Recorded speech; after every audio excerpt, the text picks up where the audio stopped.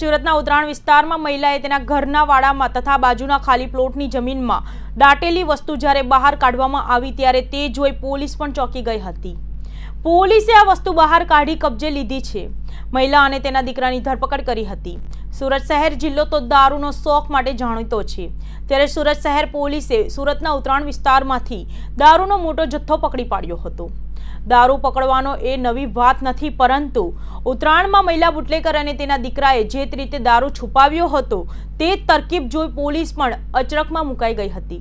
વાત ખરેખર એમ છે કે સુરત પીસીબીના સ્ટાફને બાતમી મળી હતી કે મોટા વરાછા ઉત્તરાયણ ખાતે આવેલા ખરી ફરિયામાં મહિલા બુટલેગરે તેના ઘરમાં દારૂ છુપાવ્યો છે અને તે ઘરેથી જ દારૂનું વેચાણ કરે છે। આ બાતમીના આધારે પીસીબી અને ડીસીબીએ સંયુક્ત ઓપરેશન હાથ ધરી મહિલા બુટલેગરના ઘરે દરોડા પાડ્યા હતા। તારીખ 2 એપ્રિલના રોજ પોલીસે ઉત્તરાયણમાં ખરી ફરિયામાં મકાન નંબર 23માં રહેતી મહિલા બુટલેગર ચંપાબેન રાજુભાઈ પટેલના ઘરે દરોડા પાડ્યા હતા। ચંપાબેન અને તેનો દીકરો પંકજ ઉર્ફ પિયુષ ઘરેથી દારૂ વેચવા હોવાની બાતમી મળી હતી। પોલીસ જ્યારે મહિલા બુટલેગરના ઘરે પહોંચીને તપાસ કરી તો તે ચોંકી ગઈ હતી। મહિલા બુટલેગર અને તેના દીકરાએ દારૂનો જથ્થો પોતાના ઘરમાં તથા ઘરના વાડામાં ઉપરાંત મકાનની બાજુમાં આવેલી ખુલ્લી જગ્યામાં જમીનની અંદર ખાડા ખોદીને સંતાડી રાખ્યો હતો।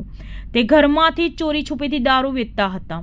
પોલીસે ભારતીય બનાવટની અલગ અલગ કંપનીની વિદેશી દારૂની વિસ્કી વોડકાની સીલબંધ 1,98,600ની કિંમતની 1728 બોટલ પકડી હતી। આ ઉપરાંત મોબાઈલ, રોકડ સહિત અન્ય મળીને કુલ્લે રૂપિયા 1,99,100નો મુદ્દામાલ જપ્ત કર્યો હતો। પોલીસે મહિલા બુટલેગર ચંપાબેનની ધરપકડ કરી હતી, જ્યારે તેના દીકરા પંકજ ઉપરાંત માંગીલાલ કાનાભાઈ પટેલને અને વિનોદ મારવીને વોન્ટેડ જાહેર કર્યા હતા।